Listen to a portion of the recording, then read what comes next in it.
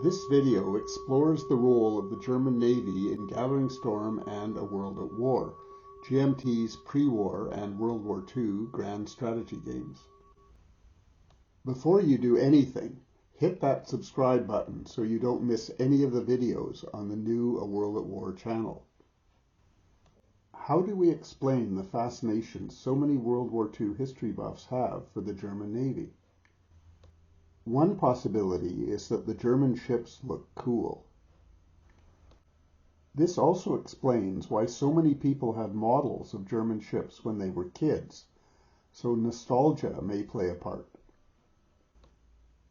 It's hard not to like the demented plans the Germans had to build bigger and bigger battleships, with an eye to ending the war by entering New York Harbor, although it's only fair to point out that it was only Japan that followed through on this.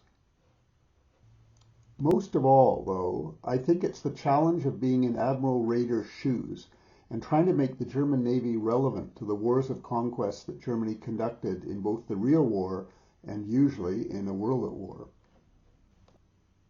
What are the tasks of the German Navy in A World at War? Historically, one of the main tasks of the German Navy was to control the Baltic Sea. But in A World at War, Russian naval units in Leningrad may only operate in the Baltic if Helsinki is not under Axis control. The German Navy will often provide shore bombardment in Hex D-35 to assist in a German invasion of Norway. When Germany attacks in the west, the German Navy may assist the Luftwaffe in cutting supply to Calais. The German Navy will play a crucial role in threatening and possibly carrying out a German invasion of Britain. The German Navy will almost always raid in the Atlantic to some extent. If Germany has attacked Russia and conquered Norway, the German Navy may oppose Murmansk convoys to Russia. Finally, when the shoe is on the other foot, the German Navy may impede, or in rare cases even prevent, the Western Allied invasion of France. It is no wonder that the perpetually optimistic Admiral Raeder asserted on the first day of the war with Britain that the German surface forces are so few and so weak in comparison to the English fleet that they can only show that they know how to die gallantly. Axis players will want to do better. We will start with Gathering Storm. In spring 1935, the German Navy consists of 3 pocket battleships, 4 factors of cruisers, 6 factors of destroyers, and 1 submarine factor. Germany has 2 3-factor battle cruisers under construction. The first German naval plan in Gathering Storm is to simply build more battle cruisers. As an aside, A World at War ends all discussion as to whether the Scharnhorst and Gneisenau were battle cruisers or battleships. They were battle cruisers. In Gathering Storm, in contrast to A World at War, the ships that can be built are limited by the countermix. For German battle cruisers, that means another 4 battle cruisers may be built, in addition to the Scharnhorst and Gneisenau. The German battlecruiser plan has some advantages. No German research results are required to build additional battlecruisers. Battlecruisers are relatively cheap to build, at a maximum cost of 3 tile points each to lay down or advance. Additional battlecruisers should become operational by 1940 at the latest. However, the battlecruiser plan also has disadvantages. Battlecruisers only affect the naval balance of power when they are launched, in contrast to 4 and 5-factor battleships, delaying their impact on the naval balance of power. Battlecruisers have no impact on the battleship race, so the Allies will effortlessly get an additional -1 balance of power modifier. A second German plan involves building 4-factor battleships. Historically, Germany followed this plan, laying down the Bismarck and Tirpitz prior to the outbreak of war. As we know, the number of four-factor battleships Germany may lay down is limited by the countermix. However, this is not a real constraint, because Germany may lay down an additional four-factor battleships, in addition to the Bismarck and Tirpitz. The advantages to this approach are four-factor battleships immediately affect the naval balance of power when they are laid down. Four-factor battleships also affect the battleship race. Building four-factor battleships may force Britain and France into a naval race they can afford even less than Germany. The disadvantages. Four-factor battleships are expensive to build. A six-step German research result for battleship design is needed to build four-factor battleships. They may not arrive in time to affect the outcome of the war against Britain. The most extreme capital ship program for Germany involves building five-factor battleships. Germany is limited to two such behemoths. The advantages. Like four-factor battleships, five-factor battleships immediately affect the naval balance of power when they are laid down. The two German five-factor battleships may win the battleship race if Britain doesn't build any. Building five-factor battleships may therefore force Britain to do the same. The disadvantages. Five-factor battleships are even more expensive to build than four-factor battleships.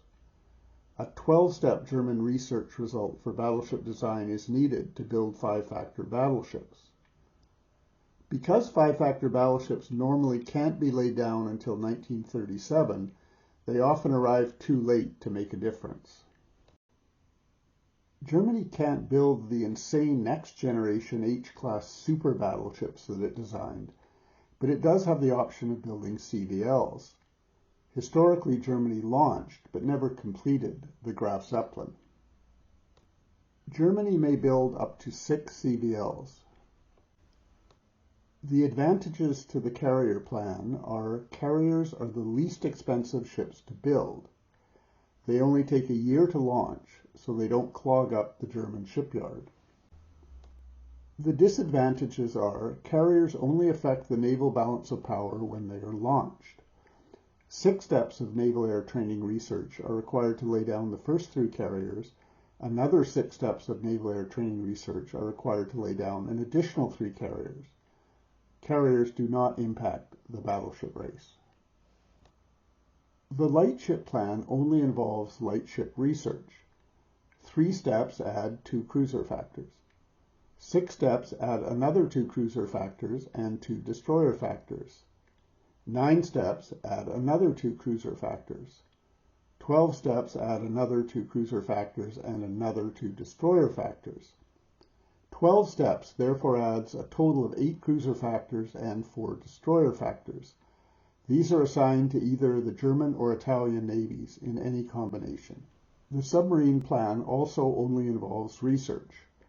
3 steps of submarine research builds Germany's starting submarine factor. 6 steps adds a second unbuilt submarine factor. 9 steps builds the second submarine factor, and it may be used in the Atlantic starting in summer 1940. 12 steps adds a third unbuilt submarine factor, which can be used in the Atlantic starting in spring 1940. Germany may also research advanced submarines, although these have no effect on the game until summer 1942. A number of references to German research have been made. Here are the Gathering Storm research projects which may affect the naval war. Air range results affect submarine warfare. Air defense results improve ship defenses against both land-based and carrier-based air attacks.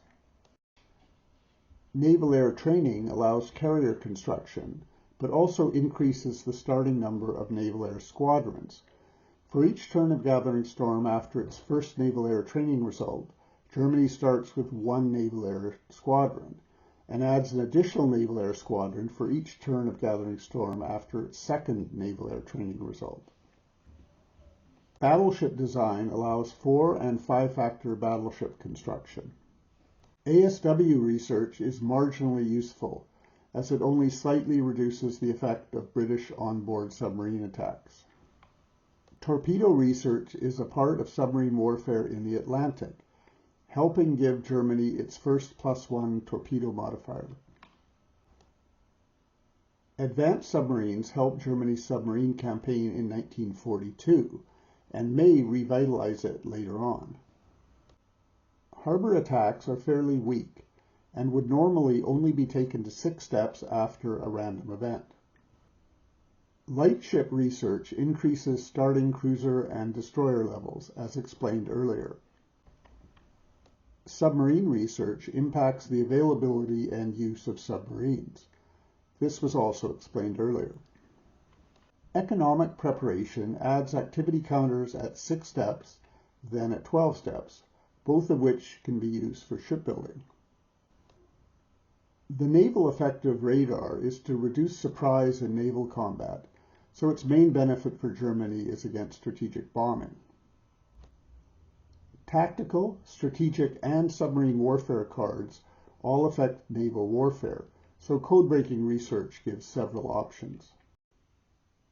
Finally, when Germany mobilizes, in addition to generating air and infantry units, it can trigger a one-time shipbuilding increase instead of adding an armor unit. This adds a shipbuilding counter and a save shipbuilding point counter. However, it also triggers a permanent British support increase. Germany may also convert idle factories to civilian use, generating a 1-activity counter that may only be used for research, then a 2-activity counter that may be used for any purpose. Because each civilian factory generates 2 tile points of income, Germany should be able to afford to use these additional activity counters for naval purposes. Gathering Storm therefore provides a wide range of naval options for the Axis. Germany may adopt one or more versions of the plans discussed above, and may also adopt some or all of the economic options which help in realizing those plans. But keep in mind, all German naval plans are aimed at the Western Allies and don't directly deal with the Russian threat, either in Gathering Storm or in A World at War. What impact are the various German naval plans likely to have in A World at War? Leaving aside submarines, battle cruisers have their greatest impact early in the war and can be especially useful for a German invasion of Britain and raiding. They are still useful for opposing Murmansk convoys, but diminish in value as the war goes on. 4-factor battleships are very useful, but may arrive too late to impact the invasion of Norway or Britain. They are ideal for raiding and have the power to fight against Murmansk convoys and possibly the Western Allied invasion of France. Anything 4-factor battleships can do, 5-factor battleships can do better, except get launched in time to operate when the Western Allies are weakest.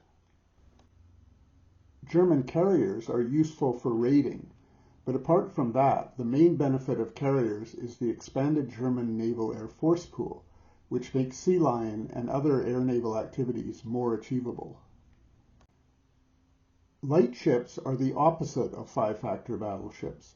Any additional cruisers and destroyers are available at the outbreak of war, and they are perfect if the Germans plan for an early blitzkrieg against Britain. It is worth pointing out that German naval strategies don't end with the outbreak of war.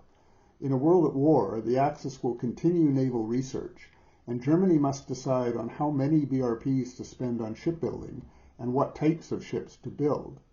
A big ship strategy will also put pressure on the Axis oil reserve, so there is a lot to think about. Are there examples of German naval strategies in action? Yes, in almost every A World at War game, to some degree. One recent game should be mentioned. At the 2025 BPA convention, Germany managed the impossible by launching 2 5-factor battleships before the outbreak of war, as well as getting a maximum research result for naval air training. The war itself did not go as well. By sheer luck, both German 5-factor battleships were lost while raiding, and the German invasion of Britain faltered when a key German 2-to-1 attack failed after die rolls of 1 and 1. The end result was that Germany surrendered in spring 1944, a sobering reminder that while German naval plans are lots of fun, they are also risky.